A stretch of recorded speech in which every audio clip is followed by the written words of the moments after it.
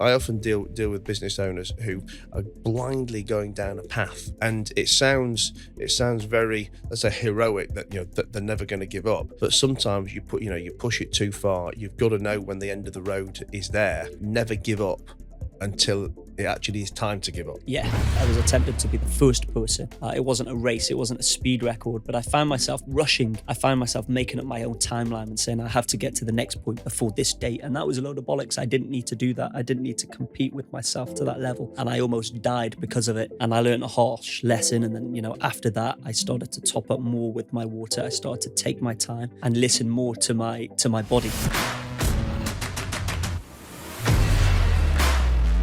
Guys, Matt Haycox here, and welcome to another episode of the Matt Haycox Show. One I am super duper excited for today, because I've got not only a repeat guest, but who has become a good friend, Mr. Ash Dykes. And this has actually given me a new angle to do before, because I have done a couple of repeat podcasts with people. I certainly remember doing one. I've done three with a friend of mine, Brendan Loughnane, the fighter. But we've normally got a fight he's just done to talk about at the time. So when I knew I was doing this, I thought I don't want to repeat the stuff that Ash and I have already talked about. And also Ash has been on a big kind of podcast publicity trail, I guess, over the last month and year or so. So he's probably been telling a lot of similar stories. So I wanted to try and find a different angle. So I've gone back this morning and listened to the podcast that me and Ash have done. I've also listened to a couple of other ones that he's done with other people. And what I've done is I've picked out various sentences, quotes, mini paragraphs, things that you've talked about. And I want to kind of pick those and go deep. And obviously we're going to be talking about some of your stories, some of your explorations and bits, because it's just, I guess, anecdotally going to come in. But what I wanted to really get into more is Ash the entrepreneur, and also Ash living life on your terms, which I very much assume you do. I mean, again, we probably talked about it last time, and you and I have talked about it in our friendship over the last couple of years. But I just think there's so many things we can take from your story, take from your journey, that are applicable to anyone in any stage of their life, whether they're struggling to overcome something, whether they're an entrepreneur and they want analogies, from another space, whether it's people who are not happy with the life they're living and they want to go and do something else. So there's so much we can dig deep on, and I'm super excited. I always love doing podcasts with friends anyway, because it just has a different, more relaxed dynamic, doesn't it? Definitely. It does. Although I feel like we're sat so far apart, it's like an awkward first date, this, isn't it? It is. Can almost touch your hand from here. Well, we'll see how the next hour goes. We might get closer, get a little bit closer. Inch by inch. I mean, listen, I guess just for anyone who hasn't listened to the first episode or hasn't seen the first one, which we'll put some links on this to make sure you can, just to set the scene. I mean, Ash he's an explorer, he's an adventurer, he's a international action man. I think your world record was walking the Yangtze River, which is 4,000 miles. You did in 352 days. That's it. Look at that. I remembered. Good memory. But go on, set a bit more context.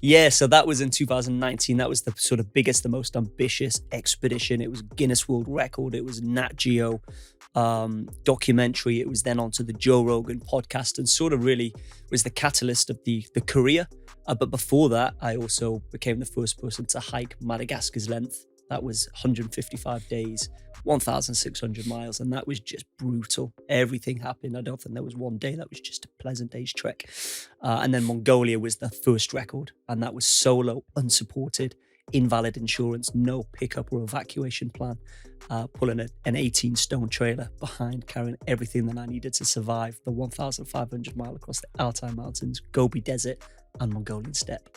But even before that, there were lots of dangerous, reckless, and illegal adventures that I'd done from 19 to 22, which I discussed as well on your previous podcast.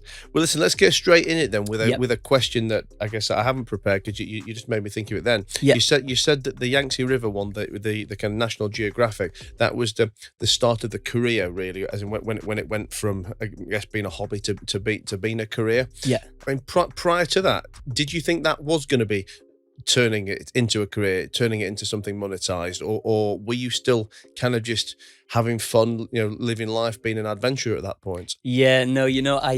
I was struggling. The Yangtze was one that I had to do because Mongolia and Madagascar whilst they were a world first and they did change things, they didn't change things significantly, and I wasn't earning good money, whereas I thought I would after Mongolia. I was 23, it was 2014. I thought once I do this, that'll be a recorded world first. There aren't many left in the world. And so I thought that's going to be a tipping point. That's the equivalent of a gold medal, I like to see, and people do say it as, but there was nothing. I think for that whole year I made, I've never said this, but I think I made no more than £4,000 in the whole 12 months. I was still living with my parents. I gave up my life in Thailand as a scuba diver, Muay Thai fighter. I was living with them, and I told them that this Mongolia will change everything, and it just didn't. And I was like, right, we're going to go again. And this time I'm going to make it Madagascar. And then Madagascar was, I hope to break that on TV. But again, that was a year that I struggled with, maybe, again, brutally honest, 12 to 15,000 pounds. That whole year that I made off the back of Madagascar. And I thought 2 world records aren't enough. Yes, it was my passion. I did love doing it, but I was pushing myself so hard and seeking out these firsts so that I could change the way I was living. And I was living on a low budget. I didn't see money from a healthy point of view. I thought it was a necessity. I had to make it. I had to go out, do 9 to 5 or work in a fish and chip shop. I just didn't have a healthy attitude towards money, but that was because I wasn't making money. And so I became bitter, quite sour. And then after Madagascar, I was like, right, this needs to be such a big first. We need TV, we need big sponsors, that it changes everything. It took 2 years to plan, but after Yangtze, that's when I saw the big change, and that changed everything for me after. And look, we'll get into kind of getting deeper on Ashley Entrepreneur later on in this, but just a couple of questions off the back of what you were saying. I mean, in that year where you earned $4,000, or in that year where you kind of earned 12 to 15, how were you earning that? Was that from monetizing the adventures in some way? That wasn't you working a side job. That was taking some sponsorship or something, was it? Yeah, that was mainly presentations. So, I was charging back then. Again, I'd be excited to secure a presentation for £300 for like a good 1 or 2 hours. And I thought that was a big deal back then. Obviously, we've progressed and moved a lot further since then. But, I was securing big talks back then for that age after doing something that I loved. And it was kind of then that I was inspired to pursue it even more. And that's what kept me on track. Just when I thought that, I need to get a normal job, or I need to move back to Thailand, which I didn't like living in Thailand. I enjoyed it, but I was always counting the pennies to see if I could get the boat to the next island next door to have a good time. And if you're counting pennies in Thailand, when it's such a cheap country as it is, you're in big trouble, And so I kind of knew that I am earning. I couldn't afford to move into my own place. My parents allowed me to stay with them rent-free because I was struggling to shit, and they could see. And every time I thought, right, this is it, I need to get myself a new... I've tried, I failed, but there's no harm in failure. Now time to get myself a normal job. There would be a presentation that would happen, or a sponsor that would show interest, or a magazine that would sort of take notes and get me more publicity, which would bring in new opportunities. And I think it was little incentives like that kept me on track. It kept me believing when I really should have given up. I tell you, it's funny though, because you said something a minute ago, which I'd actually made a note of when I was listening this morning, about the fact that you moved on to your next adventure because you were bored of earning money by being a scuba diving instructor and getting paid to do Thai boxing fights in Thailand. I'm thinking, what level of adventure must you need in your life to think? I mean, the entire world must kind of dream of, or not, never mind dream, be scared to think of a life of living in Thailand, being a scuba diving instructor, getting paid to be a fighter. I mean, it's like a Thai James Bond, isn't it? But for you, that is just too boring. Yeah, it's funny. And you've got to move on and find the next kick. Yeah, exactly. Yeah, I think with scuba diving, it became just a job, and it's kind of like with everything, it sounds good and exciting. I guess it's the same with skydiving instructors as well. It's great, but then when you teach it as your job, and I know some skydiving instructors, they actually get bored or they want more money from it because it becomes very repetitive, like any job. And so with scuba diving, I was kind of like, this is fun, but I can't be doing this year after year for another 10 years. And then when I'm in my 30s or in my 40s, I'm still earning what I was earning, maybe £400 a month. And I just thought, I can't be doing that, you know? So it was that sort of that changed my mindset and thought, well, I don't want to go to a different 9 to 5 either. And I started to think maybe there's something in it in these world firsts, which was Mongolia, that I didn't know was a world first. But once I clicked and registered that, hang on, if I complete it, it's a first. It's that got my brain ticking, thinking maybe I can do something after that. And tell me, how do you feel kind of coming back to? I mean, everyone just coming back to when obviously you live in England. England is home. Yeah. And I think about this from my own personal perspective that and obviously I've got a much lower sense of adventure than you. But now I live in Dubai. I mean, I've been there for the last 2.5 years, and when I come back to England, I find it. I don't want to say I find it depressing. I don't want to get into a rant of England bashing, but it's a real chore for me to be back here. My life feels elsewhere. My home feels elsewhere. Aside from it being home, I need the things that are in that location. Whether that's the sun or the energy or the optimism or the be surrounded by those high caliber people, etc. So when I come back now, if it wasn't for the fact that my daughter's here, my eldest daughter's in England, I mean, I wouldn't come back. I mean, obviously my business is here, but I don't really need to be here, or I'd dip in and out. Yeah. I mean, how does that feel for you? Because I mean, yes, it's probably different thing. I'm seeking different things in Dubai to what you're seeking on an adventure, but I am drawing some parallels from that, and yours are probably on steroids. I mean, like, I'm waking up on Saturday morning, my first day back in England, and I'm getting irritated because the missus and I, first thing we do when we wake up in the morning is we both pick our phones up and we both go to an app in Dubai called Careem, which is like the Dubai version of Deliveroo. Okay. Yeah, and you go on there and it's 24 hours. Yeah. And there must be, I'm not joking, there must be 3,000 or 4,000 restaurants on there. And there's everything from spending £3 on a kebab to 100 quid on a truffle pasta. Right. It's all there in 35, 45 minutes, and you can niche down into the keto diet, the juice diet, restaurants under 500 calories. I mean, you can have whatever you want. Wow. So I wake up on Saturday morning, it's a McChicken sandwich or nothing, or it's I'll walk to the co-op to get some Mighty White, and they're my small scale first world problems. I mean, I'm talking to a guy here who wanted to get a £10 BMX to cycle a country. To cycle a country. I mean, does it feel? What's the word? Like claustrophobic or irritating for you? When I come back here, I used to feel that. I used to feel, especially Mongolia and Madagascar, I used to get quite, I'm not going to say depressed, but down and out, where I was a case of like, it's raining, it's dark, it's gloomy, there's no interaction with people stay indoors, especially in the winter, and we're social creatures, right? And in Dubai, you don't have that. You're always communicating, you're always meeting new people, and I love communicating, meeting new people. And then when I found I come back from sort of my adventures around the world back into the UK, there was just not that communication, seeing people out and about. So I did miss that. It was only after the Yangtze that I kind of realized what I needed to do, and that was like stay busy. So now when I come back to London, because I'm at like a different stage of my career now, but I haven't made it like you've made it where you can literally go wherever you want at any point. I'm getting there, but I'm not there yet. And so when I come back from the Yangtze or these adventures, I focus on what needs to be done whilst I'm back. And right now it's all exciting for me. It's like my production team working on my latest TV show. It's meeting up with book publishing agents. So I think if it wasn't for that, I would need to be based somewhere else for sure. And I do think eventually I will need to head off and seek.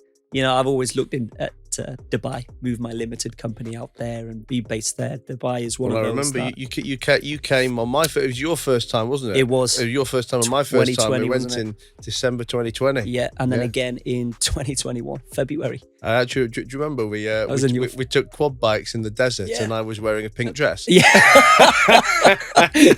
Yes.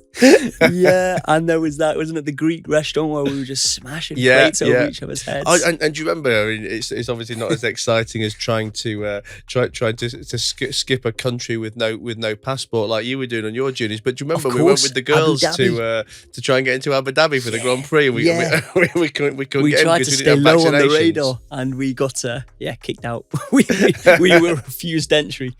Oh man, good times. We went to Namos, didn't we? Ended up in Namos smoking a shisha instead. Sulking away. We were so close.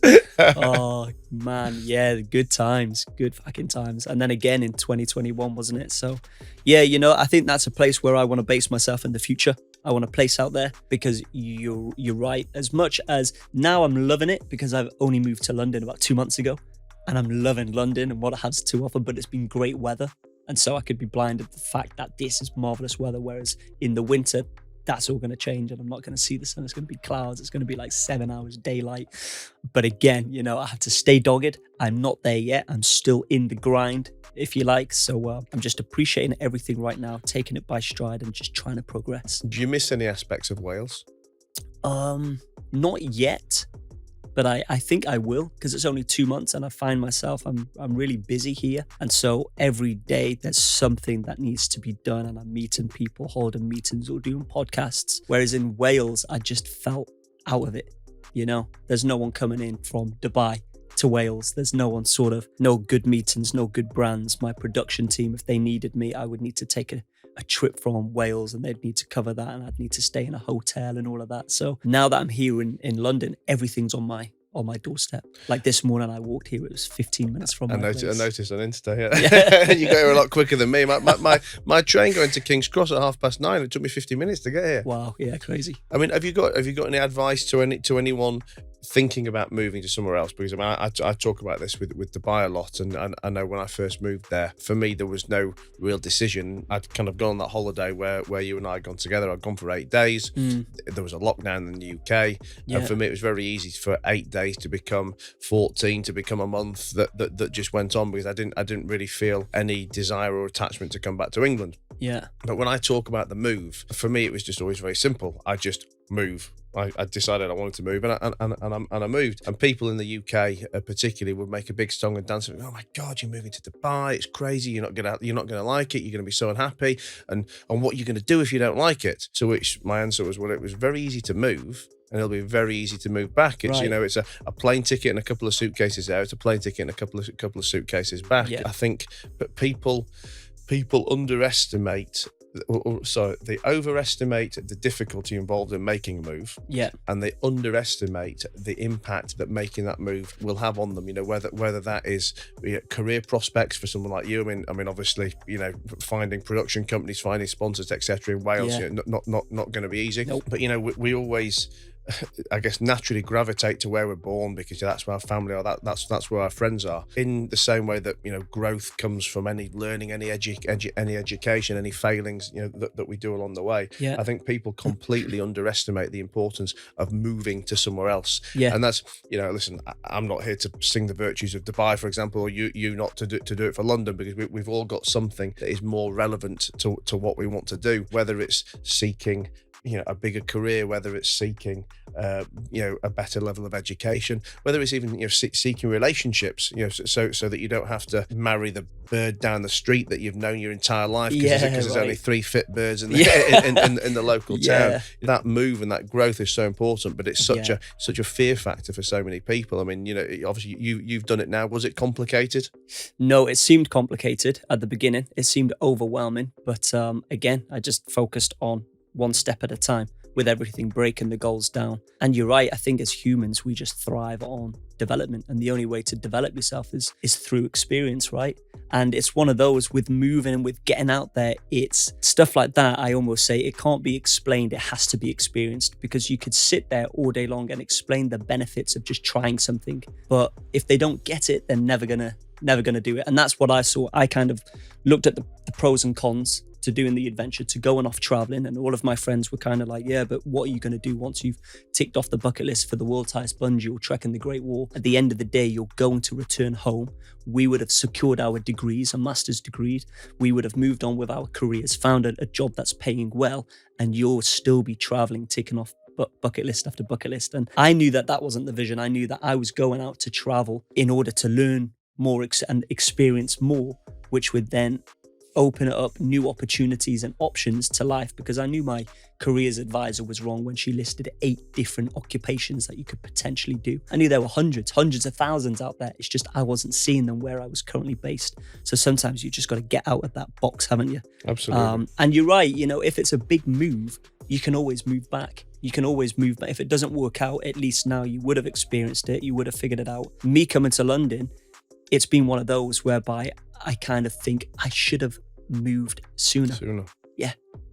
And I think as well, I always find that people use money or finance as an excuse, and they say, oh, it's very, very easy for you to move to Dubai because you've got a business or you've got the money to do it. I mean, my circle of friends over there is everything from okay, yes, very wealthy people, but massage therapists, personal trainers, PAs, sales. I mean, any what would be considered a normal job in the UK. Not people with big money, with big earnings. With big savings. Married, got kids, moved their family sometimes, right? Absolutely. Okay, it's an economy plane ticket, not a first class plane ticket, or it's one suitcase and a cheap flat, not 10 suitcases and an expensive flat. Right. But within reason, your only limiting factor on this is your fear and your mindset, not your finances and your ties. Yeah. 100%. And I think it's that lack of understanding, right? I think when someone doesn't really know where to start, it's just easy not to start. Whereas if you look at locations, if you find the relevant contacts, if you can speak to someone who's done it before, then you put the picture together and you find out, oh, hang on, it's more achievable than I'm anticipating here. But I think people like to scare themselves. And I know that all too well with the sort of Mongolia trip. Everyone was saying that's impossible. It can't be done. People have tried. People have failed. People have almost died. And it was a case of, but that's them. As long as I do it properly and manage it correctly and do it on my own terms, my own timeline, then maybe it's doable. Well, that is a nice segue into what I was going to have as our first question from things that you've historically said, actually. So I heard this quote from the well-known podcast, the Matt Haycox Show. Nice. You said last time we spoke, you said just because someone hasn't done something doesn't mean it can't be done. And this resonated with me as well, because I suffer from people in business a lot, kind of almost like turning that the other way around, basically saying this is the way other people do it, and therefore this is how we should be doing it too.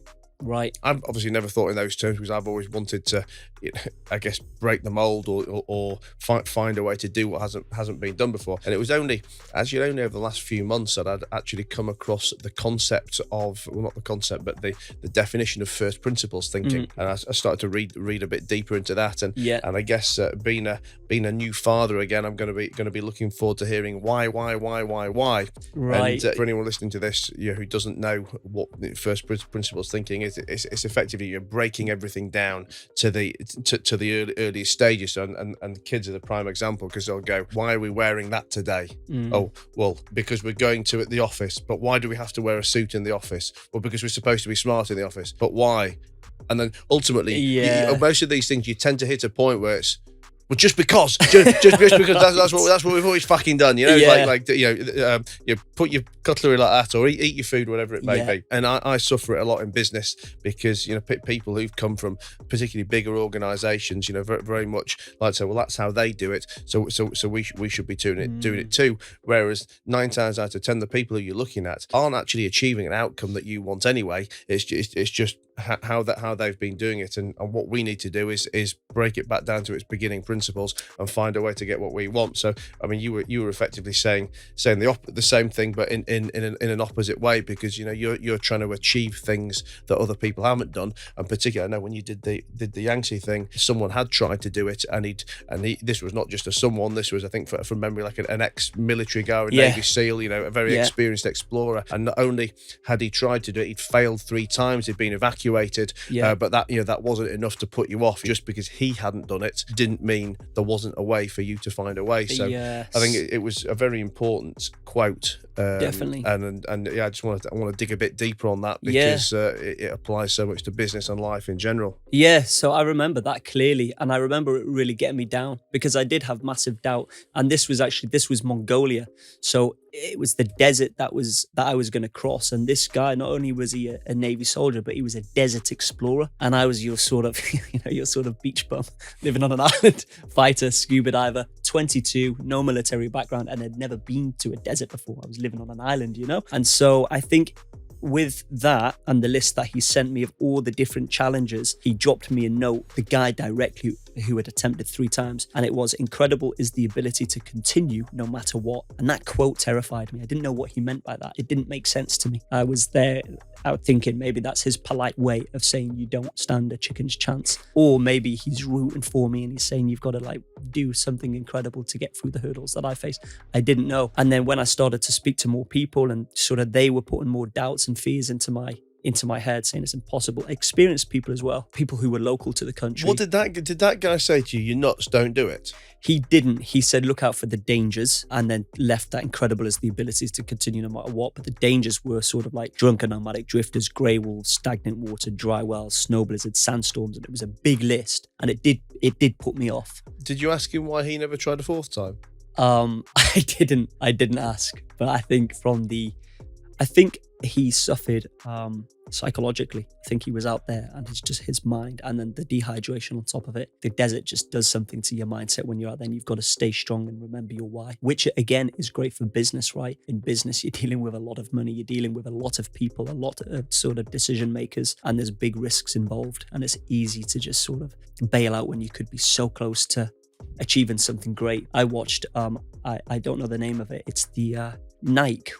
Have you seen the new movie on Netflix? It's about Nike and how Nike, is brand new this year, made a decision and took a huge gamble, because it was Nike third place, Converse, and then Adidas. And Nike were trying to be the top dogs for footwear, but Nike at that point were just laughed at. It was like, you can't compete with Adidas and Converse.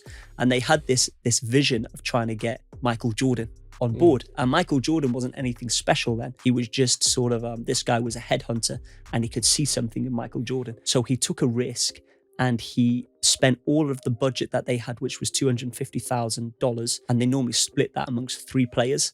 And the 3 players that they had left, because Adidas and Converse snapped all the good ones up, weren't that great. So he said, look, there's a guy that's showing big talent.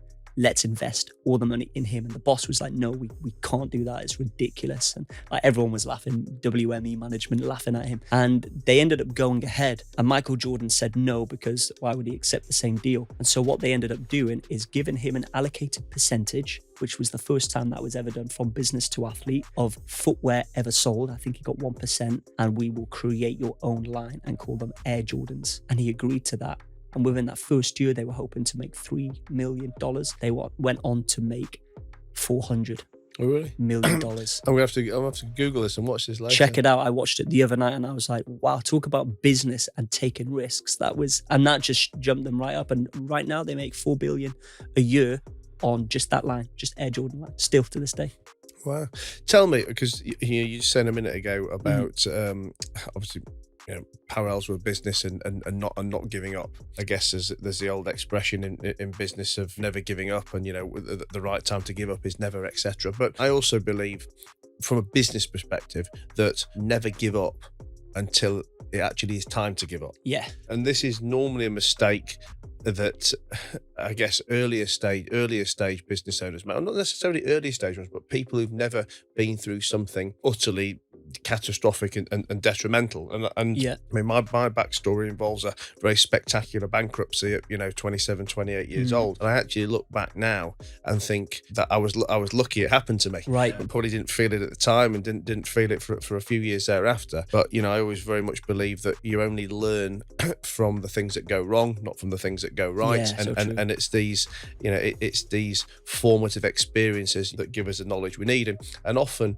and particularly in business, because I always say that there's no there's no kind of scoreboard. Okay, there's the money, but there's no skill scoreboard or let's say intelligence scoreboard in business to kind of sort the wheat from the chaff. And someone who starts in business yesterday, today is a business owner, and they kind of, in their deluded minds, most of these people think, well, I own a business, therefore I'm a business owner. It's probably a bit of ego, a bit of pride and delusion, but they're very afraid to go and ask for help and I guess ask for assistance, find mentors. Whereas if that was a sporting context, you wouldn't say, oh, I bought a football for the first time yesterday and I'm going to go and have a kick around with the boys from Man City. Yeah. Because it would just become completely obvious. You would never in your life be there, never mind tomorrow. Yeah. So these things that go wrong in business, you probably never get the chance to experience, or hopefully never get the chance to experience them. So what I find so often with people is because they've never gone wrong, they have the fear factor, the fear factor of, well, I've got to go down this route because, if you've not experienced it, you don't have the certainty. If you don't have the certainty, you don't have the confidence. Right. And I often deal with business owners who are blindly going down a path, and it sounds very, let's say, heroic that that they're never going to give up. But sometimes you push it too far. You've got to know when the end of the road is there. Point. I've got it with a client at the moment, a guy, historically very successful guy with a fantastic business, who's managed to absolutely riddle it in debt. And it's got to a point now where he's hanging on for this one deal to happen, because if this one deal happens, it pays off what has become literally tens of millions of pounds worth of debt to get him out of the hole. But the problem is, every day that goes on waiting for this big deal to happen, he's causing irreparable damage to what is a core decent underlying business. Right. And I've been trying to say to him, right, listen, we need to have a conversation so I can teach you how to take the good parts of the business that you've got left and effectively sideline it over here, and then make sure you've got something that's protected, so that when this new money doesn't come in, when this deal doesn't happen, you've got this business protected here. Because every week that goes on, you're doing more and more damage to the point that it will ultimately be irrecoverable. And I keep saying, so what's your backup plan? I don't have a backup plan because this deal has to happen. This deal has to happen. Yeah. And I'm saying, listen, I get it. Believe me, no one's more motivated and fearless in these business situations than I am. But sometimes you have to be realistic and accept defeat on something. Know when it's enough. Because otherwise you're never going to be in a position to actually keep this and move forward. And I guess the analogy to that in the stuff you do is it's death, isn't it? You push and push and push and push until you can't push. And I've gone off on a very long ramble there, haven't I? But no, but are there any circumstances that you can think of to draw some parallels from there? Oh yeah, plenty. And I think even in the Gobi Desert, the way that I was pushing myself, and it turned out to, I was kind of competing with a speed allocated time that wasn't there, because with that it was just, I was attempted to be the first person. It wasn't a race, it wasn't a speed record, but I found myself rushing. I found myself making up my own timeline and saying I have to get to the next point before this date. And that was a load of bollocks. I didn't need to do that. I didn't need to compete with myself to that level. And I almost died because of it. And I learned a harsh lesson. And then, after that, I started to top up more with my water. I started to take my time and listen more to my body, because if I did push and I was focused on speed record, then I would have died trying to do it, and it would have been game over anyway. And same with the malaria one, I guess, listening to my body and having that plan B of, okay, if tomorrow is no better, I need to just hold my hands up, admit defeat, I get myself to the nearest city, because what's the alternative? It's death. And that sounds like that is business. What's the alternative is business? It's bankruptcy, and it's gonna fail. And I wonder if that comes through just doggedness or gambling too much and taking risk after risk after risk. Like, why hasn't he remedied it yet? Is it because he continues to take the risks? You're asking me? Yeah. Well, it's not remedied because the deal he thinks is going to happen is absolute fairy tale. It's never happening. Yeah. And if he was, I wouldn't even say if he was more experienced, if he was not emotionally attached to the situation that we're talking about, he would be able to, like, if you were telling him that story and it was nothing to do with him, he would say, Ash, you're a fucking lunatic, mate. That deal is never ever happening. But he is so invested and emotionally attached to this situation, because if this deal doesn't happen, the knock-on effects are so catastrophic. It's just making him have these blinding glasses that think it's going to happen. I saw a video of yours as well, actually, when you were talking about emotional attachments to investments, and you were saying it's important that you don't think on your emotions and you keep it separate, but it's also vitally important to have options. I think it was your place in Dubai that you put an offer into. You rested for 7-8 weeks and just let it go by. You gave a great offer and you were waiting to hear back, and they were giving counter offers, and you were like, no, the offer is as it stands. But at the same time, whilst that was a great deal, and if you took that would be a huge win. I remember you said you had like 6, 7, maybe 8 different offers, and you were saying like you had no emotions tied in with that offer that you really wanted, because you've given yourself other opportunities and options here. Absolutely. And I guess fleshing that out, what I always say is that I think the best negotiating tactic is preparation and multiple options in your pipeline. Right. And I always say that, you know, I don't think I'm a great negotiator. Some people may say that I am because of some of the deals I've done, but I'm not one of these guys who can have clever lingo mumbo jumbo and, you know, necessarily walls people out if I've only got one option. You know, my strategy, which I really believe can be applied by anyone, because all it takes is hard work and preparation, is to make sure you've got a big pipeline, whether that's for sales, whether it's for buying something. So I mean, you talk about my apartment in Dubai, where, you know, I was totally unemotionally attached to it, because I knew that if that one didn't sell to me, then I've already lined up 6 or 7 or 8 other ones. You know, when I went to buy my boat, I identified the boat that I wanted, or the model of boat that I wanted. I could have quite happily not had, I wanted to buy it, but I could have quite happily not had it. And I went and found 10 people who were all selling the same boat, and then went to offer every one of them 50% of the asking price. Right. I say, for me, it's the world's simplest negotiating strategy, because ultimately it relies on catching the right person on the right day. My ex-wife, you know, she always used to ring me up and she said, I found this horse that I want to buy for our daughter. You're good at negotiating. Ring them up and make them sell it to us for cheaper. And I always used to say, you know, I don't have some magic trick. You know, I can't make someone sell something for less than they want to sell it for. You know, you can only get something at a particular price when there's, you know, a willing buyer and a willing seller, you know, at a mutually agreed price on a particular day, you know. And if you want 10 grand for it and you don't need to take less than 10 grand, I only want to pay for 7 grand, so pay you 7 grand. I can use all the banter in the world, but it's just not happening. What I need to do is I need to find 10 of you, because there will be one of you, or maybe 10's too small a number. Maybe it's 20, maybe it's 30. That's why, you know, that's why I would say that the effort's done at the beginning, and you put your effort in the beginning, the back end looks easy. But if I've got 10 of you or 20 or 30 of you lined up, there will be one of you who's just had a credit card bill drop this morning, or who's just, you know, the missus needs to leave them, or whatever those circumstances are that are going to put him in a tougher financial position than you.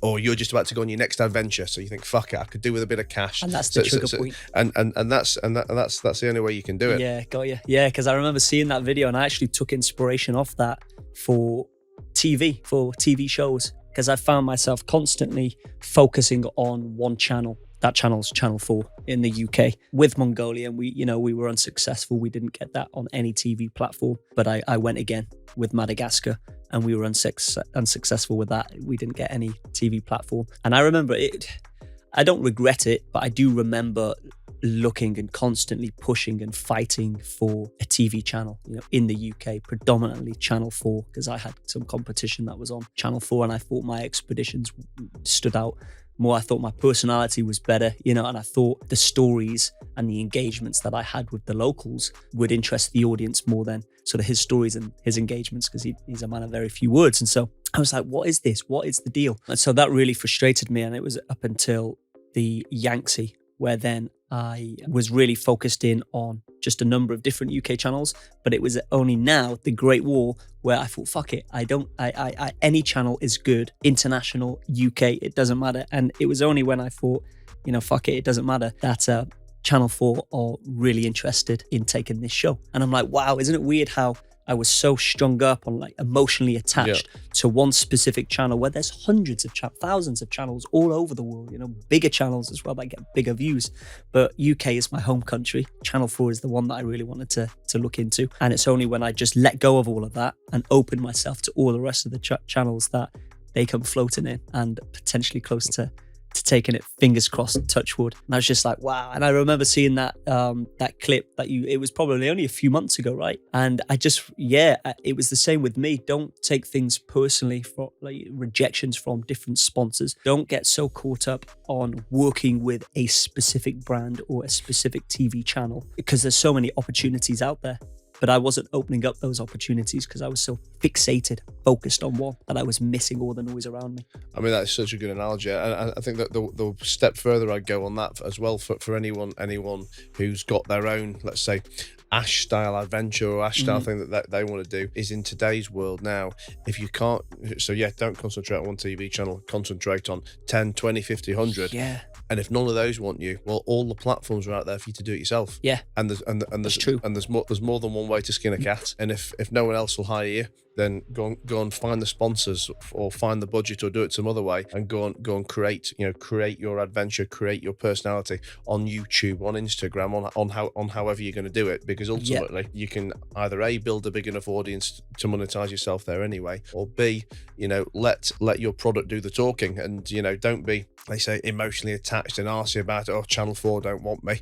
Go out there and show Channel 4 what they're missing. Exactly. Create it on YouTube, build the market, and then when Channel 4 come back, they can come back with a tail between their legs and pay you more money. Right. Yeah. Exactly that. So no, that is vital, and it's interesting because you learn so many lessons as you go through life in general. Not me, yes, for adventure, but I've learned so much through business as well, because it is 50% adventure and 50% business.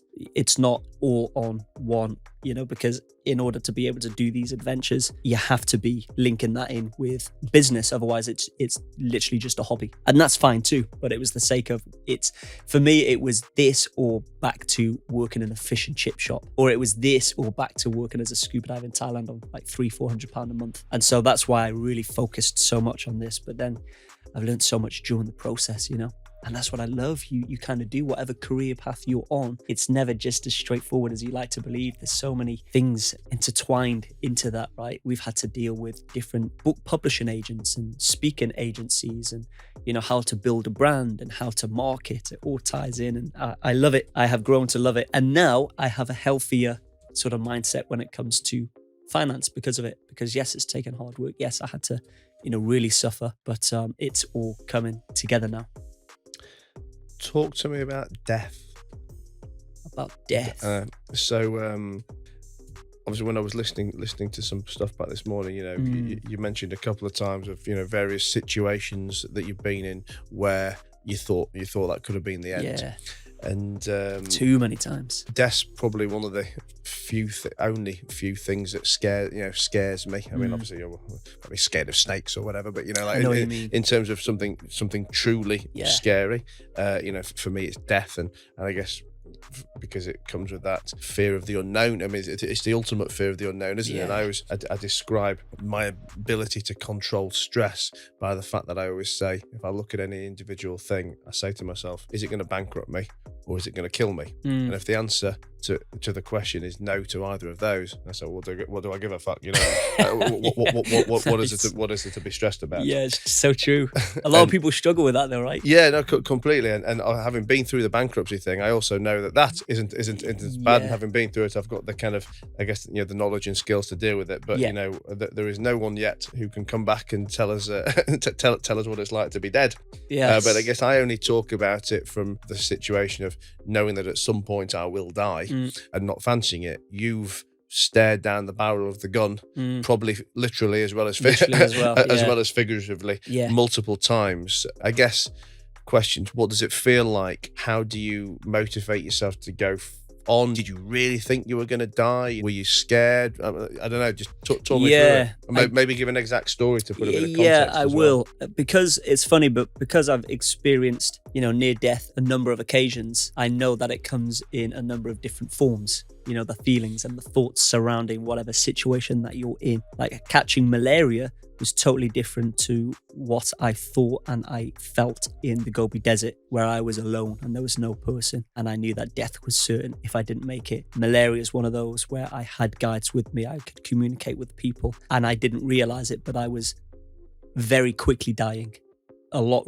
more rapidly than my time in the Gobi Desert, but I just didn't know it, and I felt safer because I was. So I was going to say, but you didn't know at the time you were dying. It was just when you heard from the doctors afterwards what was going on. I didn't even know it was a disease. Didn't even know I had malaria. I could just feel my body dying. Yeah, I think is the best way to put it. And when I say dying, I could feel myself going deeper and deeper into this agonizing pain, and then almost into a more of a numbing pain, which sent me into delirium. I was pretty delirious. I started to sort of hallucinate.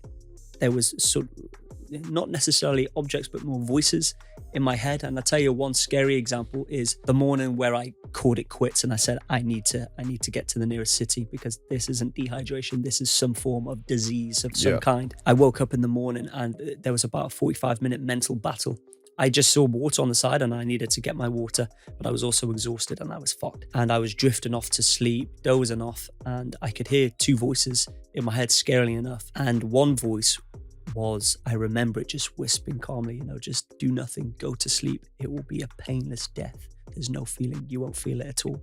Who's like your voice or just an inner voice? Yeah, just an inner voice, because my head was scrambled. And then the other voice, the voice that made me sit up, was screaming, like, get up, get out of here now, or you're going to die. And it was that voice that was louder. It was almost like you can internalize that with negative and positive thoughts, and how you should always listen to the positive, because the negative's never going to do you any good. But in that case, that was very real. And it was the positive that sat me up. I drank water. I told my guide, I need local transport now. And when I say this, it was all very slow, weak, like painful movements.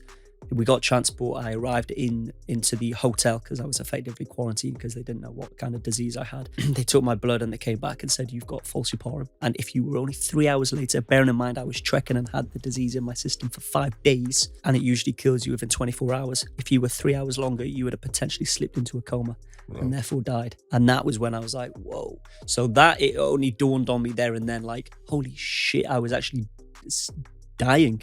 I could have died a few hours later, or traffic in the road, whatever it might be, because it was a good 6-hour drive to the hotel. Punctured tire, that's all it could have took to finish me off. Whereas in the Gobi, I knew I was dying, and there was no way around that. I missed the point of pickup. I was thinking about my friends. I was thinking about my family. How did you get out of that? I walked. There was no other option other than to walk my way out of it. And so, because the point of pickup, if I pressed the evacuation, or it wasn't evacuation because I had invalid insurance and I couldn't afford no helicopter pickup like the previous. It was text only on an InReach Explorer to my guide, and it would take him at least 3 to 4 days to get to me if he found me on time. Wow. And that's a big question mark.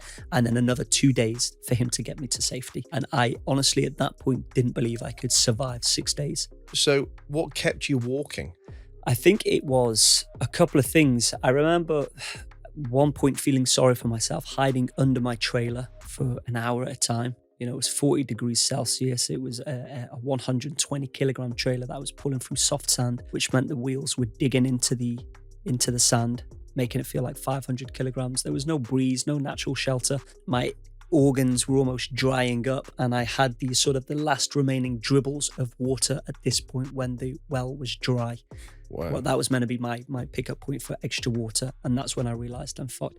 Hadn't seen anyone at that point 4 or 5 days, not a single human. Realised that at that point I've missed the point of backup. I was delirious, hallucinating again in a bad way, just dark. I remember filming my time, and I've never shared those clips with any. And I think there was some clips that I deleted because I just didn't want anyone to see what I was saying. Were you scared, or were you kind of so fucked that because I'm trying to think of some, let's say some parallels to the rest of the world here and business, and I guess in those circumstances you're probably so fucked as well that you kind of can't think can't think anything anyway. With malaria, I remember with malaria, at the point that I got into the hotel, I collapsed on the bed and everyone was just spinning. I saw 2 doctors above me, their heads were spinning. At that point, I didn't really feel much pain. So I didn't really know, how close I was to potential death. But the Gobi Desert, oh man, I felt every inch that I walked, and I was super wet. Whilst my head was still scrambled, I could just feel all the pain. But yeah, fuck, it was pretty brutal out in the desert. But then there's a time where I was held up at gunpoint, and that was a different scenario. That was me overthinking, like, he could just shoot me and kill me right now. And that's different to being in the Gobi Desert. It's different to facing hypothermia as well. Which I have faced hypothermia, and that is more numbing. That is where I had to keep my body alive. I was shaking it, and that was a fight where I realized I cannot sleep.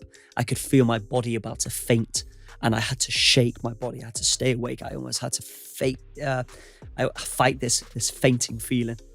And so I think in the face of death, I think there's that internal survival instinct that everyone has and will fight. They just don't realize it until they face it. And I think maybe that is the equivalent potentially that you can put towards business, right? When you can see it really going into the shitter, you can think and plan all you like about what might happen or how you might react. But it's only when you're days away from the business going bang, or, you know, you'll know more how to explain it, that then you know what you're sort of made out of, and you pull different contacts. And I'm trying to think of things as well while you're talking. I think it's a funny one, isn't it? Because I mean, I always give the death and bankruptcy analogies and parallels. Yeah. But then I also think when you're gonna die as a human, we'll immediately lose all our ego, won't we? All our pride. We'll do anything. You know, we'll ask for any help. We'll give anything away. We'll cry, scream, beg, kill, steal, whatever we need to do. Yeah. But I do feel in the business world that bankruptcy death could be avoided so many more times if people would apply the same logic that they would if they were going to die as a person, and put the pride to one side, put their ego to one side, and treat it with more severity. And ask, well, not even so much the severity, because they probably know the severity, but it's like, you know, still not wanting to ask for help, or still thinking that they know best in a particular situation. And like, I don't know, like if you're underwater scuba diving and you're a novice scuba diver and your tank's fucking up, or you're hyperventilating or something, you know, you would think it's completely normal to ask the scuba instructor, you know, like, what do I do? Calm me down, help me, you know, keep me alive. I mean, it's the only thought that's going to be in your head, isn't it? But you know, when you've got, going back to that thing I was saying earlier about how there's almost like no levels for business, you know, no scoreboard, if you like, that when someone's got a life and death business problem, it's just like, I don't need to ask you. I'm not asking you. I'm a businessman. I'm a business owner. I know what I'm talking about, and I can fight my way through this. Yeah. Interesting. It is interesting, isn't it? Because say if you've got a family and you do face bankruptcy, it depends on if people have a backup and have those funds whereby they can start up another business. Because you do hear that, I think I heard it from yourself as well, that you could take everything away from you now, finance-wise, but you will be able to find a way, because no one can take your brain away, right? No one can take the knowledge of how you can make money, more money for you. And so with businessmen, do they let it get to that point of bankruptcy because they believe they can just do it again? And whereas with me facing a near death, once I'm dead, there's no second chance. I mean, I probably would think no. I mean, I totally agree with what you're saying there, because obviously it's something I've said myself. And I think in business, you know, normally people, I guess, like life and death, normally people only ever hit that stage once if ever in their life. So I mean, I guess it's not like, oh, I've been bankrupt, therefore I know that that I can make my money back, so I'm not scared about it. I mean, like, I can say that because I have been bankrupt. But I guess if I hadn't been bankrupt, I'd probably be thinking I would rather not go bankrupt. And I guess, you know, the same would apply to you in that. Why are you not scared to go on? You know, like I'll say, well, I'm not scared in business, or I'm not scared if I get a batch of 100 documents from someone suing me, or I'm not scared about any of this stuff because I know I've been there before, I've experienced it before. I know the right people to help me. I know what the process is. Therefore, I know every step of potential future outcomes. And if the worst happens, I know that I can wake up tomorrow with no money. And okay, I'm not saying I want to be. I would obviously rather wake up in my house with my car or whatever it is. But if I had to wake up tomorrow, I know I've got the skill sets and the network to be able to go and make money again and start getting paid again. So that's why I've got no fear in any of those situations. And I would assume it's the same for you in your situations, that, you know, you're not scared to climb Everest or you walk the Yangtze or whatever it may be, because you know that extreme heats like this, extreme colds like that, if someone attacks me, I can fight, or, you know, whatever it's the, just through the steps of the experience, journey, isn't it? And building up those track habits, I think. And that's often why people say, so in Mongolia you've almost died, why would you even contemplate Madagascar? It's like, well, because I didn't die and I managed to get myself out of that scenario. I survived it, therefore I'm able to go again, because I know that I will never be dehydrated again. Yes, a different challenge might come, just as business is always never the same challenge, it's different challenges. And then with Madagascar, it was malaria, but I knew why and how. I think it's more the unknown that scares me the most. It's like with Mongolia, I knew that a well could be dry. I knew that I had confirmed water sources mapped on the map. Yes, that was my fuck up, but I won't fuck up like that again. And it's the same with malaria. Yes, I was taking anti-malaria medication to prevent malaria, which covers you only 80%, but I ate a dodgy eel, which gave me diarrhea. The pill went in one way, out the other, malaria got a hold of me, but I was still fighting it with the anti-malaria slightly, hence why I survived 5 days and not 1 day. And so next time, eat proper food, drink lots of water, don't eat a dodgy eel. And that I wouldn't have contracted. So it's through different experiences and track habits that you build up, you become more, you have a greater understanding of your capabilities, right? And know how to experience different things. And that's why I'm able to then go off again and do another bigger, better, more ambitious sort of expedition time and time again. It's because I'm always learning and I'm never trying to make the same mistake twice. So when you and I first met it was in October 2020. That's when, yeah. What, for the podcast? Yes, that's where we first met. October 2020. It was the summer. I think it was actually July 2020. No, I'll tell you why it wasn't. Because about 10 days after you and I met, I climbed Kilimanjaro. Got you. Okay. Nice. Yeah. Which I did. I remember that. So it may have been the very end of September, but yeah. I climbed Kili in October. So you and I met very end of that, very beginning. Yeah.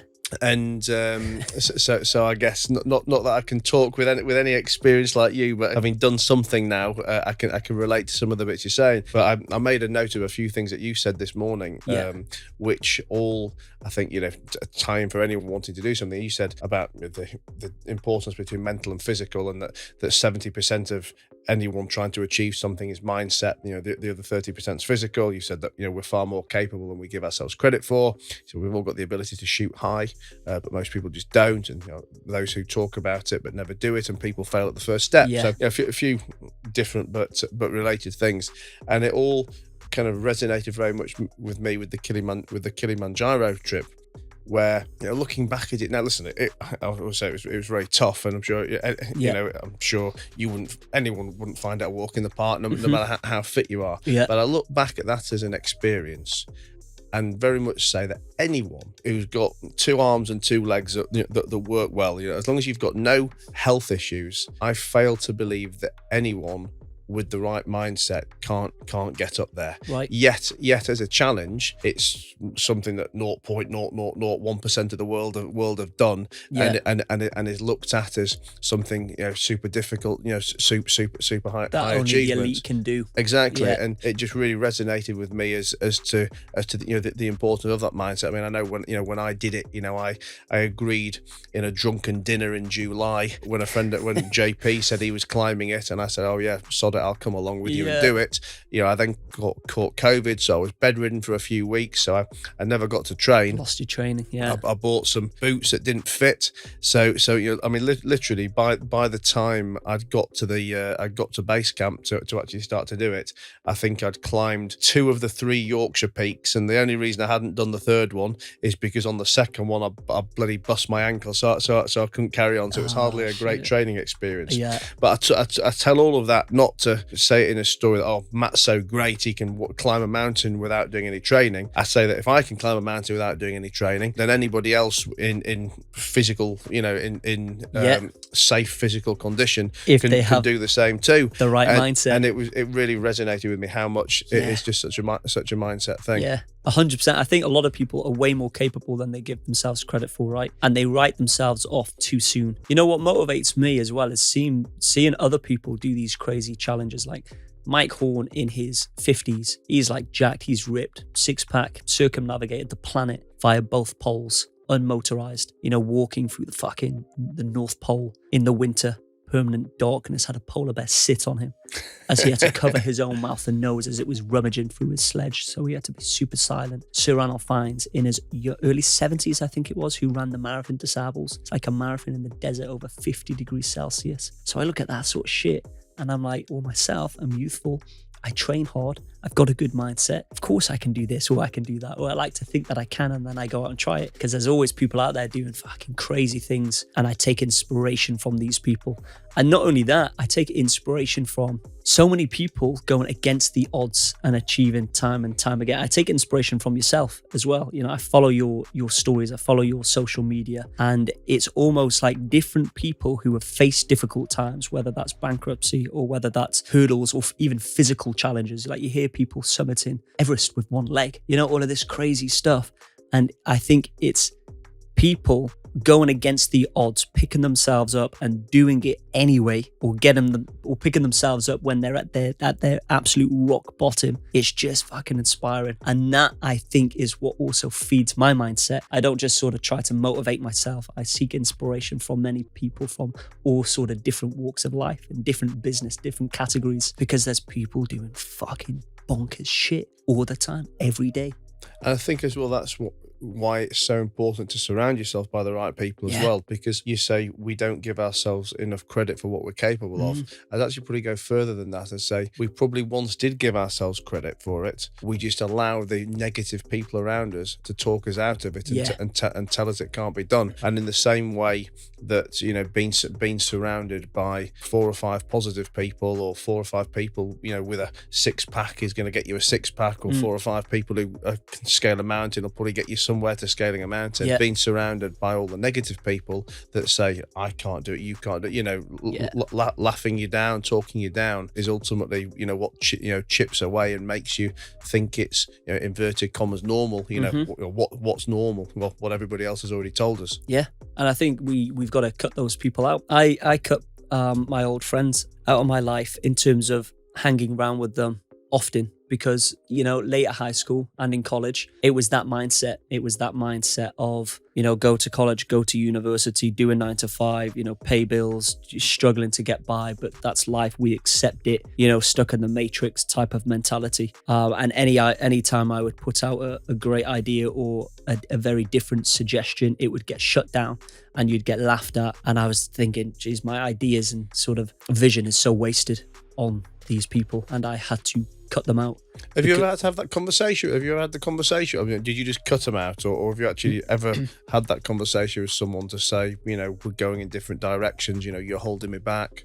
Yeah, I didn't say you're holding me back, but I do remember one of the final days that I hung around with them as a whole. I found we were doing the same thing. We would go to college, then we would go to my friend's house, and we would just linger in his attic room, drinking beer, talking rubbish, boxing gloves, fighting, you know, all of that sort of stuff. And we were doing that almost every other day because we didn't have anything better to do. We were in Wales and we weren't that adventurous as a group, surprisingly. We were more into our sports. And every time I would say, let's go to Great Castle, let's summit Everest, not Everest, Snowdon or something like that, it would just be shut down. And it got to one point where it got so much, I said, look, listen, I can't do this anymore. I'm not doing this, whereby I come round, I hang with you, we talk about the same shit all day, every day. Who's kissed who had the latest fight, all of this garbage. I need to do my own thing.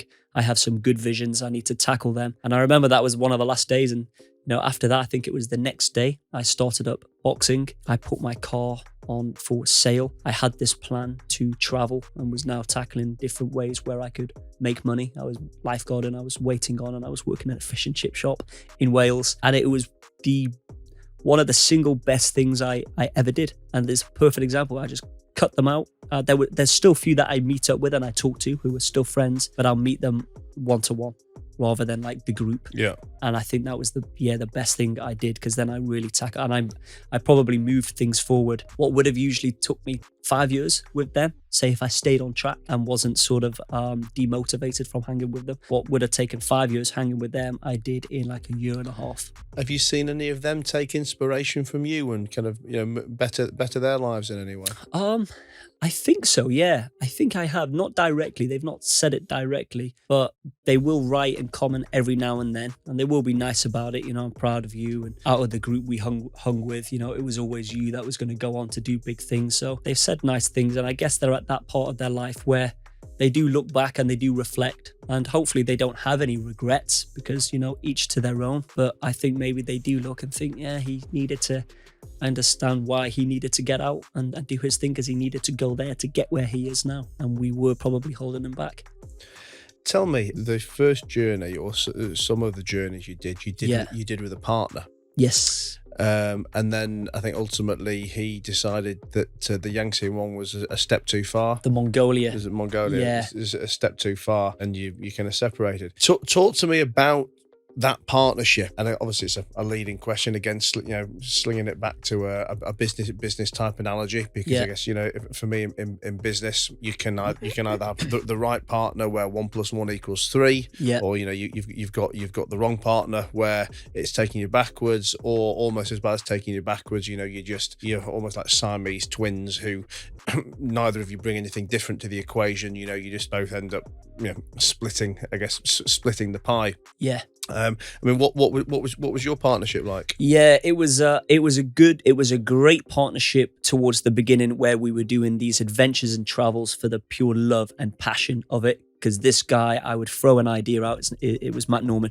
I'd throw like a great idea his way. Let's cycle Vietnam on £10 bicycles, for example. And if I was most of my other friends, they would have said no to that. Whereas he was like, oh, okay, I like the sound of that. He would go with it. He was a friend from Life Garden. He was also my next door neighbor. Yeah. And so we saved the money. We worked hard together. We raised the cash that we needed to then leave at the age of 19. And any sort of idea, because the ideas were always sort of springboarded off of me, because I would have this sort of vision whereby I wanted to get off the tourist route and visit the locals and learn about the culture, the traditions, and about myself, and do these adventures. And each adventure that I suggested, he was up for it. And I also suggested, how about we do our scuba diving qualifications and work and live in Thailand? And he also agreed, and he did that too. And he was living in Thailand. And then he could see that I was niggled for a good year, whereby I was talking about more adventures to him. And at this point, he was quite happy, quite content. He was living in Thailand. He was learning the Thai language. He found a second home, and I could see that he wasn't as enthusiastic as me anymore for these later adventures. And then I came up with this, took a while, but I came up with this idea about Mongolia, and I started to do my research. I ran it by Matt, and Matt at first was like, yeah, that sounds good. I don't think he thought that I would actually do it. He probably thought this is another one of Ash's crazy ideas.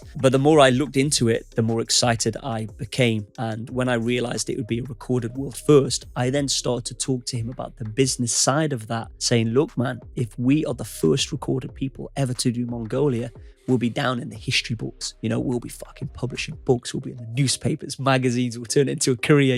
My enthusiastic sort of 21-year-old, as I was at the time when I was planning. And I think he was just like, oh, yeah, that would be cool. And I had this sort of blueprint of potentially how we could make this big. And then one night, I remember a stormy night in the hostel, because we were staying like in an 18-bed dormitory. That's all we could afford, even though we were instructors. I remember saying, it's going to be fucking dangerous though, man. And I was telling him about the wolves. And I was like, can you imagine being in your tent, it's thundering outside, and you hear a pack of wolves like howling, surrounding your tent. You're there with a fucking knife and a torch, like shit scared, sweating. It's cold, -20.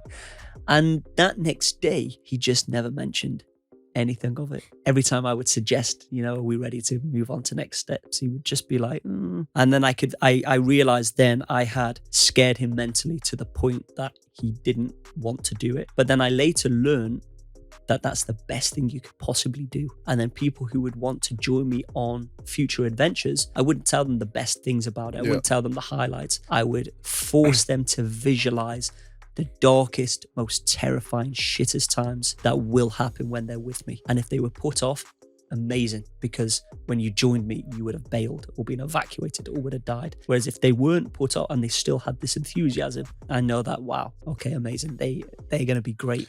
It's funny you say that, because it's making me think now as well about hiring people in business. You're always taught to sell the company and sell the benefits of the company and tell them all the good things to make them want to come work for you. And it was actually JP who was doing a talk for my team back in December. Okay. We were talking about values, and it was a big it's kind of a big turning point for me where I realised, the reason I've got a problem with so many situations, so many members of staff, is because I've never actually laid out my values to them, and almost just expect them to know what they are by seeing me. Yeah. So what we then did is I went away over Christmas and I wrote what is my kind of values and pillar document of, these are 14 or 15 of them on there. These are my values, these are my expectations, about how I behave, and therefore how we behave as a business, and therefore that's how I want you to behave. Because if I've never told you that from the outset, how can I then blame you and bollock you for it afterwards? But now we're very clear about it from the beginning. Yeah. So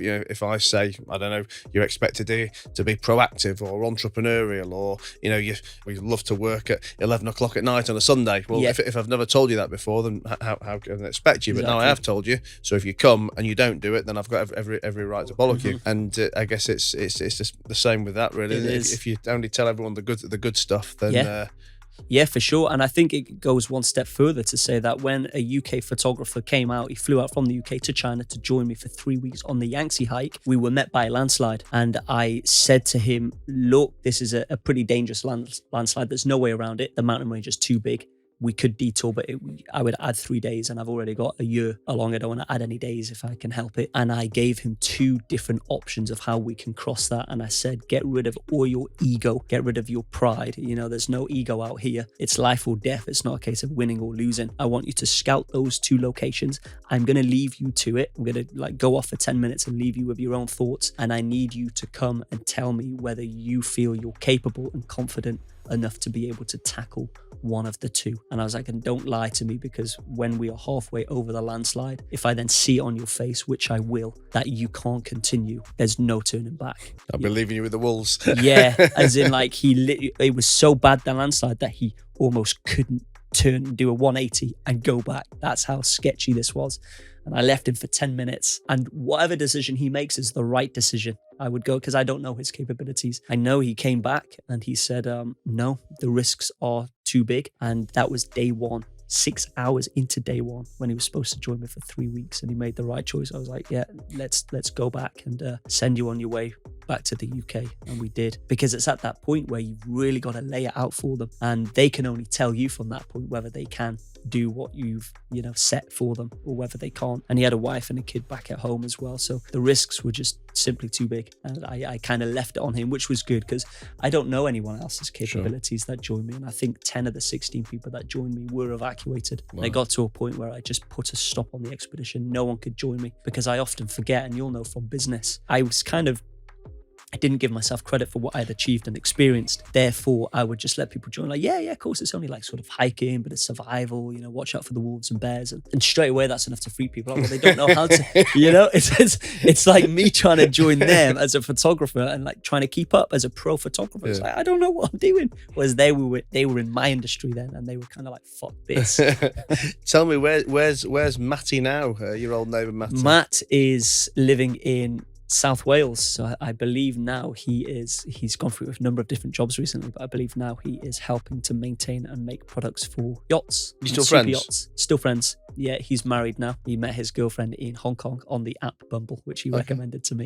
And he's now married, living in Wales. But he was a yacht master. He's got some mad stories himself. He was sort of traveling Southeast Asia. He had to fight off pirates, Filipino pirates. He saw volcanoes like erupting. Does he have any regrets? Does he feel that he should have continued on the journey with you? Is he happy watching you? And I don't know. I think at this point, now that he's married and settled, I reckon the regrets have gone, if he had any. But there were times where, it really sort of blew up for me. And he was mentioned in obviously all of my podcasts. I credit him for being a part of the early journeys from the age of 19 to 21, 22. And I think maybe there was always that underlying question of what if I continued with Ash? But then he's not entrepreneurial thinking. So he's not the type that would pull up his Insta and stop posting and talk to the camera. He's quite timid and shy, or reserved, shall I say. But he can push himself physically. But you need both, you need to be able to push yourself, but you also need to look at the marketing aspect, look at the finance and sponsorship, and what can you give to those who sponsor you. Well, you've got the perfect habit of always leading me into the question. There we go. Question that I was about to ask. So let's talk about that. Let's talk about Ash, the entrepreneur. So I want to talk about planning, funding, marketing, costing, sponsors, etc. Yeah. And I know before we came on camera, very kindly said you'd talk about some exact numbers and things as well. Yeah. I think one thing I was thinking about earlier when we were talking about world records, and that you were thinking these world records would translate into money, and then realised it didn't. And I think it's probably a mistake that so many people make about so many skill sets. And I've got friends, for example, who've been Olympic gymnasts or, Olympic swimmers and these kind of things. And as a layperson, you think that is such a high level skill that set them up for life, that it's totally monetizable, etc. And the answer is invariably that it isn't. And if these people have ever gone on to go and make some money using that skill set, it's in a completely different area. Like, for example, I had a mate of mine who took the took the bronze in gymnastics in the Barcelona Olympics. Wow, okay. I mean, so we're talking 96 or something, aren't we? Or 92, whatever it was. So he's a bit older than me. Came back from the Olympics, had, was basically flat broke, had no idea what to even, never mind how he's going to earn money, no idea what to do with his life anymore, because he spent his entire life training towards that. And then got a phone call from a friend who was over, I think, in Holland at the time, saying, you need to come to Holland. There's some guy who's made something up called Cirque du Soleil, and he needs people to, he needs gymnasts to perform, which is obviously 25, 30 years later has become the Cirque du Soleil that, we all know around the world. And he went on to earn himself a nice six-figure income for the next 30 years as a translatable skill set from that. But the fact that he was a gymnast who took gold took bronze in the Olympics meant fuck all when it comes to making money. So I guess you've had to port from one side to the other. You've learned that just doing the adventures themselves are not enough. It doesn't get you paid. It might scratch your itches, but now you need to make a career out of this. So let's talk. Yeah, man. Yeah. So pretty much, I was scuba diver. I then focused on Mongolia, and you're right. I kind of thought, wow, one single world record, a world first. Edmund Hillary, first up Everest. Everyone knows his name. I thought if I complete that, boom, I'm gonna be made. But what I didn't account for was I didn't have money for a PR. I didn't have money for agency. I didn't have money to try to market what I was doing. It was all just through social media. But I was going to do it anyway. I was going to do the trip anyway, just for my own, for the experience, for the love, for the passion. It was only when I figured it was a first, I thought it's a no-brainer. There's a way to monetize because there's very few firsts left. Yes, you can have marathon across a country, or yes, you can have fastest person, but a first is so hard to find. And so that's where I started then thinking about press, about marketing, about after that, maybe I can do some TED Talks, maybe I can publish a book, maybe a TV would like to take the show if I manage to self-film it. Maybe I can turn myself somewhat into a brand where that is monetizable, and I can start working with different brands who share the same ethos of carving your own past and being first to do something. And so already from that age, I was 21 thinking about all of this. I knew I was onto something. And I did it. I almost died. I completed it. I think we reached about 250 million, which at the time seemed a lot in terms of global reach, BBC World News, you name it. And then I came back, and then it very quickly went quiet again. Very quickly went quiet. At that point, I was 100, 200 pounds in my account. I was living with my parents. Still at that point, I couldn't couldn't get gym membership, so I was training in my back garden, and I realized, fucking hell, this is difficult. This hasn't brought anything in, and I don't want to be lifeguarding. I don't want to be a waiter again in Wales, but then I don't want to go back and earn £200-300 a month as a scuba diver. So I was stuck in limbo land, and then I realized it took a bit of work, but I found another first, and that was Madagascar.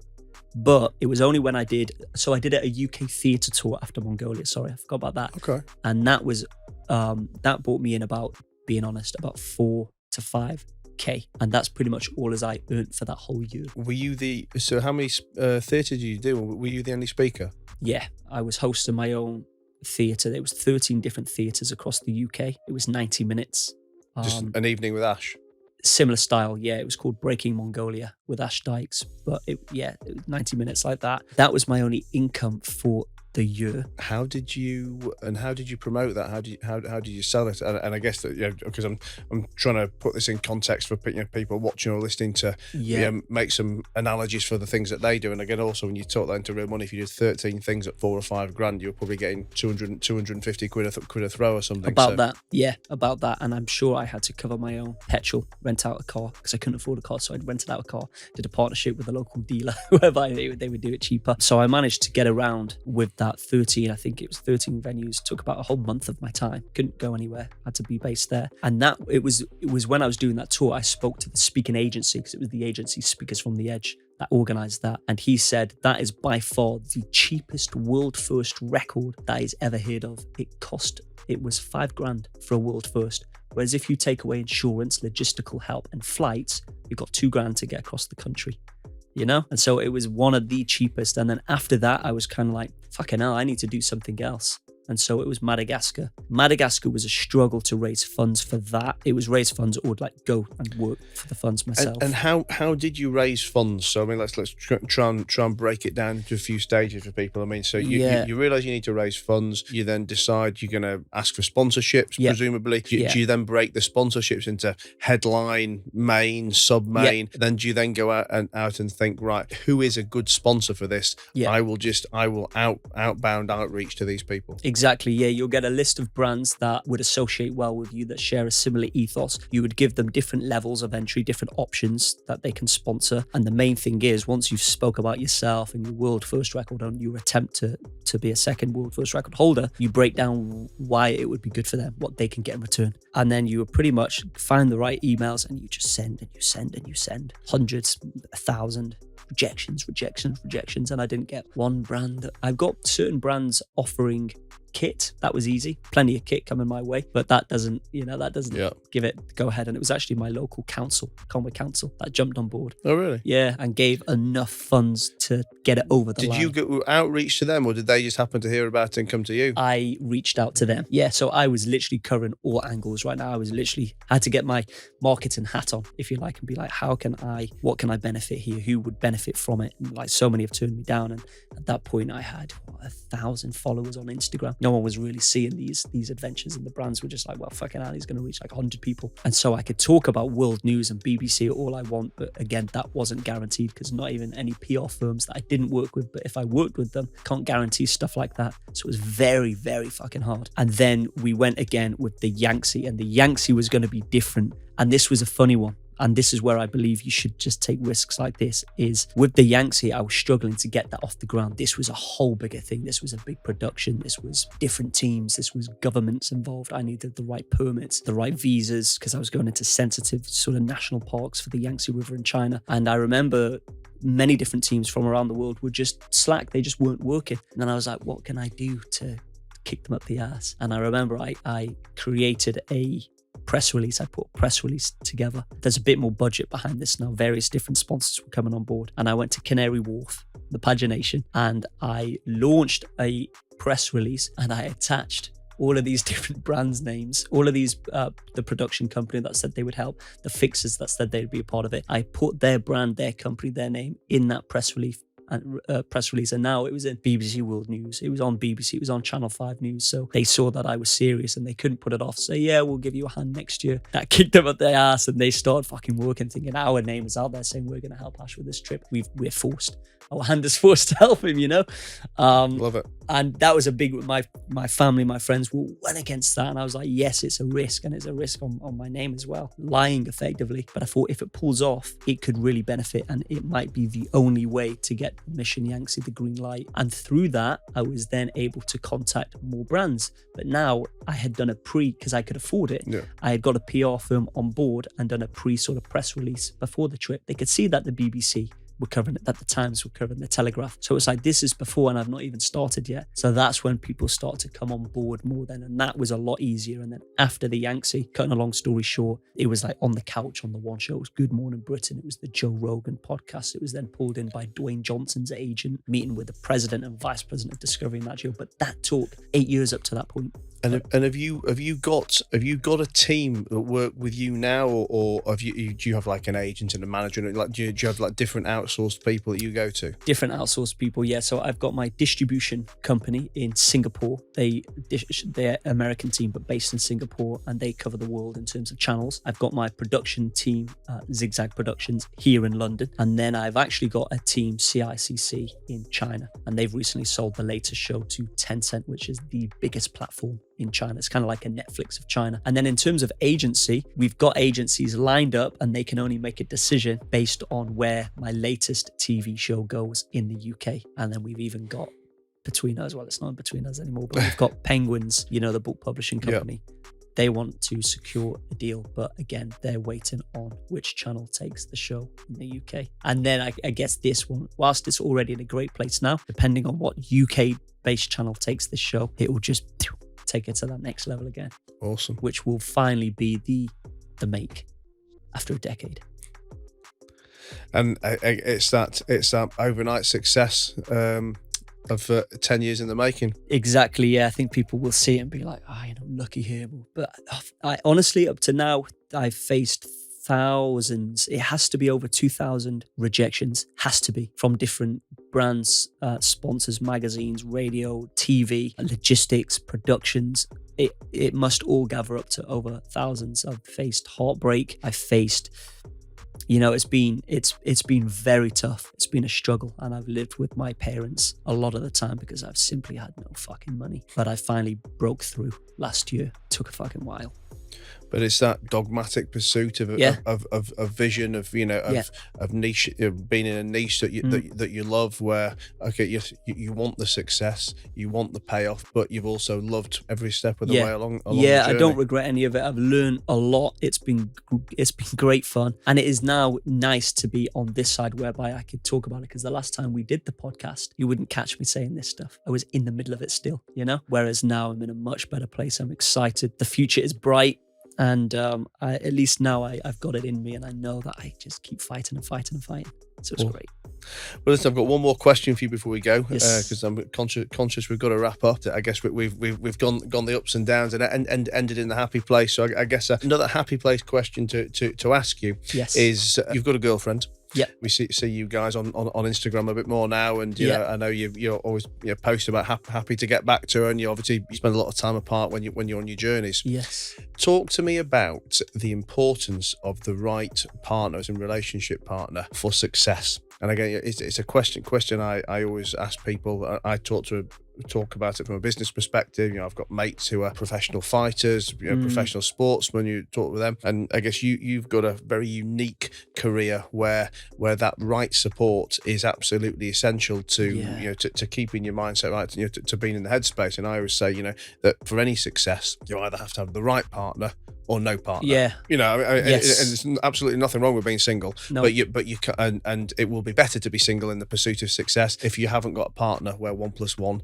equals more than 2. Yeah. And I can imagine. I mean, there's so many extra things that come into play with you. The fact that only you apart for so long, you're probably apart. You're not even able to communicate. I would imagine. Yeah, sometimes. I would imagine. Yeah. Just to watch you plan journeys that she knows are going to keep you away from her for 6 months, that could kill you, and all this thing. Just tell me a bit about home life and turn that into some advice for people listening to this. Yeah, no, you are absolutely bang on. I think it's better to be single rather than have the wrong partner, because that's just going to stop everything. And I was single up until I was 29, fully single, no relationships. I was traveling, doing this, doing that. And I said to myself, it is only when I meet the right person that I will then look at settling. And luckily, Shabs, my girlfriend, shared the same ethos. She's very driven, very ambitious. She likes to be alone. She likes her own independence. And as soon as we came together, we just really connected. Since it's been 2.5 years, over 2.5 years, she has just supported me fully, which makes I don't even have to think about the stress and worry of when I'm away, what's she gonna do? Because she's a grinder, she's a grafter, she'll crack on.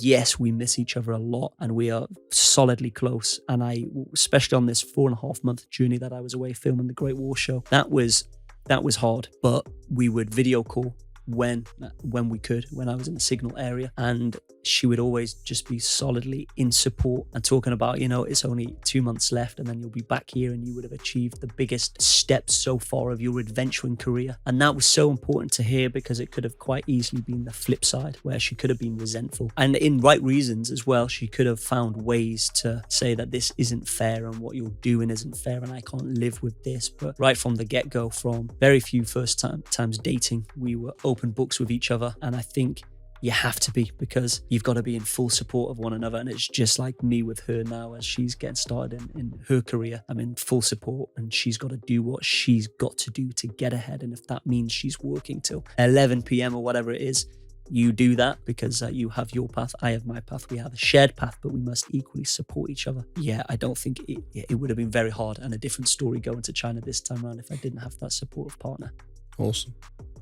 Listen, buddy, it's been a pleasure. It's been great. I tell you, if we carry on this any longer, I'm going to drink more Diet Coke and absolutely explode. So we better call time. But no, honestly, listen, it's been great to chat again, and it's funny because obviously, you know, being friends, we get to have some of these conversations anyway. But it's never the same as, I guess, sitting down in the kind of formal environment to actually dig deep on some of the stuff. But you know, listen, it's been a kind of a pleasure and an honor for me to kind of watch your journey over the last 2 or 3 years. Yeah, man. And I'm looking forward to seeing much more of the next 2 or 3 years, and I'm even more so looking forward to us doing our adventure. Exactly. I was going to say the next sort of YouTube or screening or whatnot that your audience will see, hopefully between us two, will be out there somewhere in the wild doing a cool adventure, man. I can't wait, mate. Yeah. Well, listen, for anyone who doesn't know you, where can they find you on Insta and stuff? Yeah, Insta, website, YouTube, which I've started putting more videos on there. It's just my name, Ash Dykes, and it's all there. Awesome. Well, listen, I'm sure you guys are going to want to follow much more of Ash. His stories are legendary, and he's a lovely guy to boot. So please do follow him, and I can't wait to do a round 3 with you as well. Definitely. Look forward to it. And guys, as always, I'm the Matt Haycox. That's TheMattHaycox on all things social.